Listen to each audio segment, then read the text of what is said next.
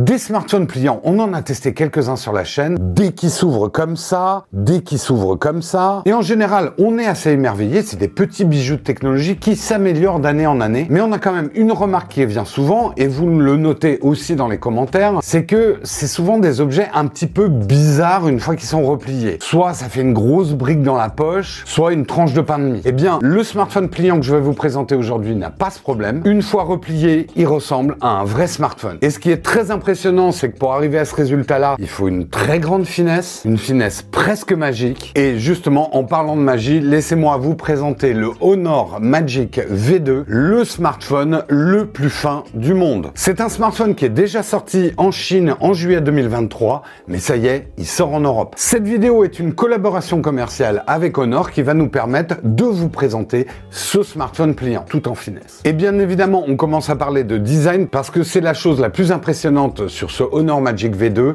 c'est sa finesse. On n'a jamais vu une telle compacité sur un smartphone pliant. Son épaisseur repliée est de 9,9 mm et quand on l'ouvre, l'épaisseur elle est de 4,7 mm. Si on compare à un smartphone concurrent dans sa version max, on est dans le même type de gabarit. Et en fait, c'est quelque chose que moi j'attendais vraiment dans les pliants parce qu'un pliant de ce type-là avec la pliure en verticale, on va l'utiliser en mode smartphone, mais on va l'utiliser aussi en mode tablette. Mais la majorité du temps, on veut l'utiliser comme un smartphone. Et d'avoir comme ça un ratio 29 complètement normal, d'un smartphone normal, un vrai smartphone quoi, ça le rend très agréable. Et quand il est déplié, on a une petite tablette, mais c'est une tablette carrée qui va nous permettre plein de possibilités d'affichage optimum. Et en plus, ce que j'aime beaucoup dans ce format carré, c'est que le sens dans lequel on l'ouvre importe peu. Mais en plus de cette finesse, le Honor Magic V2 s'offre le luxe d'être plus léger que certains smartphones standards. Il pèse seulement 231 grammes. En fait, le mieux pour vous rendre compte de cette finesse assez hallucinante, c'est de regarder au niveau de la prise USB-C. On est vraiment à la limite de l'épaisseur de ce qu'on peut faire avec une prise USB-C. Et du coup, on se demande comment Honor est arrivé à cette finesse. Quels sont les compromis? Qu'est-ce qu'ils ont dû enlever? Est-ce qu'il a 2 fois moins de batterie? Est-ce qu'il a une charnière très fragile? Est-ce qu'ils ont enlevé des appareils photo? Bah, c'est peut-être ça qui m'a le plus choqué dans cette prise en main, c'est que Honor sont arrivés à cette finesse sans trop de compromis. Il y en a quand même quelques-uns,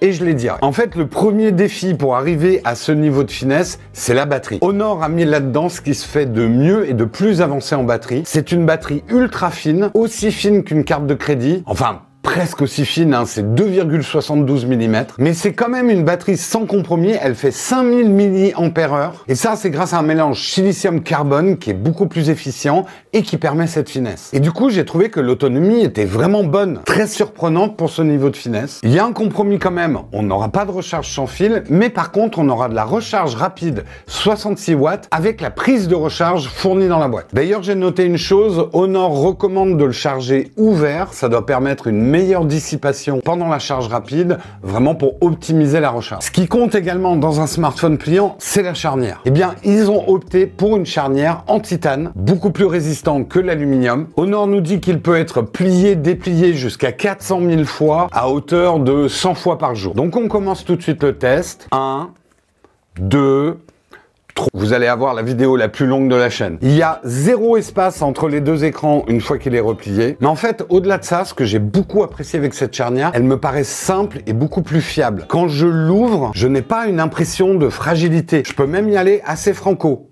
J'ai pas peur qu'il se plie dans l'autre sens, comme j'ai pu l'avoir sur d'autres modèles. Et ce que j'aime particulièrement, c'est que cette charnière exerce une légère tension au milieu, ce qui fait que la pliure se voit beaucoup moins que sur d'autres modèles. En termes de finition, j'ai le modèle avec du simili-cuir noir. C'est la version la plus légère. Il existe aussi en finition vert, mais du coup, il sera un petit peu plus lourd. Donc si votre objectif, c'est d'avoir le plus léger possible, le simili-cuir. On a bien sûr plein de méthodes de déverrouillage, mais il y a un lecteur d'empreintes digitales sur le côté, très efficace, très rapide. Dans la boîte sera fournie une coque qui a un petit trépied, ce qui sera très pratique pour les modes de consultation, pour regarder une vidéo par exemple. Honor est vraiment allé très loin dans cette recherche de finesse. Il y a un compromis tout de même. Le Honor Magic V2 n'est pas garanti contre les poussières et l'humidité, donc il faudra quand même en prendre un petit peu soin. Mais en tout cas, j'apprécie vraiment cette absence d'impression de fragilité de structure. Au niveau écran, il embarque du lourd. paradoxal puisqu'il est très léger. L'écran de façade, l'écran mode tablette, c'est tous les deux des écrans OLED LTPO. Ça peut monter jusqu'à 120 Hz, ça peut descendre jusqu'à 1 Hz. C'est aujourd'hui les meilleurs écrans sur les smartphones pliants. Sur l'écran de façade, on aura une luminosité boostée pour prendre des photos même en pleine lumière, mais la luminosité reste très bonne en mode tablette pour du consultatif. Honor a embarqué la technologie Dynamic Dimming, ça va augmenter le confort oculaire et limiter les émissions de lumière bleue. Là encore, j'ai vraiment apprécié l'absence de compromis entre l'écran smartphone et l'écran tablette. Ça rend les deux très agréables à utiliser et on n'a pas l'impression qu'il y a une expérience qui est détériorée par rapport à l'autre. En termes de performance, on a un Snapdragon 8 Gen 2, donc vous n'aurez pas de problème particulier de puissance, que ça soit en jeu vidéo, en consultatif ou sur des tâches lourdes. Honor a fait un joli travail d'optimisation également de la température. C'est vrai que ça peut être quelque chose d'assez difficile à ces niveaux de finesse. J'ai pas ressenti de chaleur désagréable sur certaines tâches lourdes que j'ai faites. Et je pense notamment aux manips qu'on pourrait faire quand on est en mode tablette. Là, généralement, on va passer plus de temps sur l'appareil. Et là où j'apprécie particulièrement ce ratio ouvert, c'est qu'il est vraiment idéal pour faire du multitâche. Vous pouvez très facilement afficher deux fenêtres. Il y a toute la puissance qu'il faut pour qu'il fasse tourner deux choses en même temps. Vous pourrez bien sûr l'utiliser en format tout petit ordinateur. Regardez là, par exemple, je peux regarder une vidéo YouTube et sur le bas de l'écran, je garde mes contrôles YouTube. En termes de performance, n'oublions pas la connectique. Il est prêt pour le Wi-Fi 7. Il est Bluetooth 5.3. L'USB-C, c'est du type 3.1 et il est compatible DisplayPort 1.2. Au niveau des appareils photo, on en aura 5. Sur le module principal, on a 3 longueurs focales. Un appareil photo principal à 50 mégapixels, ouverture f1.9, c'est du grand angle. On a également un ultra grand angle qui lui aussi va être à 50 mégapixels avec une ouverture f2 et un téléobjectif de 20 mégapixels, ouverture équivalence f2.4 qui est donc une équivalence 62 mm, un zoom 2,5. Vous aurez également dans l'interface un zoom x10, mais c'est un zoom numérique qui marche plutôt pas mal si on a de la bonne lumière. D'une manière générale, de toute façon, comme avec ce type d'appareil, c'est courant, les résultats sont très bons, mais dès qu'on est dans des conditions un petit peu plus difficiles comme de la basse luminosité, je vous recommande de n'utiliser que l'appareil photo principal. Et là, les résultats sont assez bluffants, je vous laisse regarder. On a une très bonne finesse, un très bon piqué, et l'interprétation des images computationnelles en couleur, en rendu, c'est ce qu'on attend d'un flagship. Au niveau des caméras de façade, on en aura deux.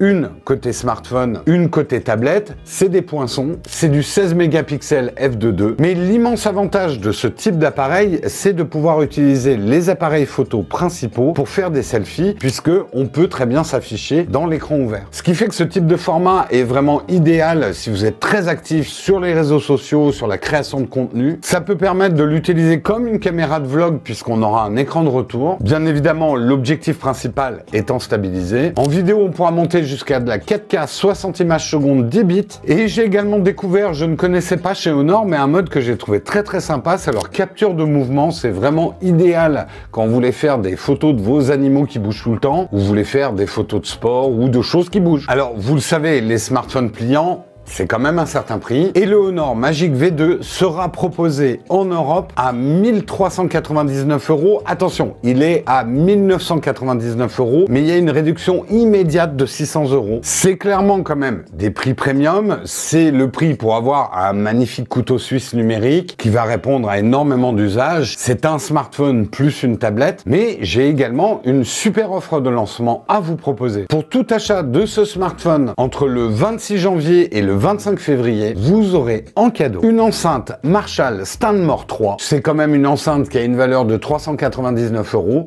Et ben, elle vous sera offerte. Elle va hyper bien avec ce smartphone parce que c'est le même revêtement. Ça va vous permettre de balancer du gros son quand vous écoutez de la musique ou que vous regardez une vidéo. Et ça tombe plutôt bien parce que je dois parler quand même d'un autre compromis que Honor a dû faire. À ce niveau de finesse, bien évidemment, ils n'ont pas pu mettre des haut-parleurs ultra puissants. Ils sont pas mauvais, mais vous serez bien content d'avoir une enceinte Marshall à côté. Moi, c'est typiquement ce genre de produit qui me fait dire que les pliants progressent de plus en plus, deviennent finalement de plus en plus des vrais smartphones qu'on utilise au quotidien sans le stress qu'ils s'abîment. Moi, j'ai trouvé que cette prise en main du Honor Magic V2 vraiment très agréable. On sent que les smartphones pliants sont en train d'arriver à des vrais niveaux de maturité. C'est un peu ce que j'essaie de vous dire quand je vous dis que c'est un vrai smartphone. C'est que c'est pas un smartphone sur lequel on va stresser parce que fragile ou que on se sent obligé de faire hyper attention. Je le redis, mais la charnière donne vraiment confiance. La pliure se voit vraiment pas beaucoup. Et quand il est refermé, on a vraiment un vrai smartphone. Est-ce que c'est un smartphone que vous pourriez envisager pour votre futur? Eh bien, justement, on a une vidéo là-dessus où on parle un petit peu du futur et de l'évolution des smartphones. Je vous laisse la découvrir. Et moi, je vous dis à très bientôt dans une prochaine vidéo.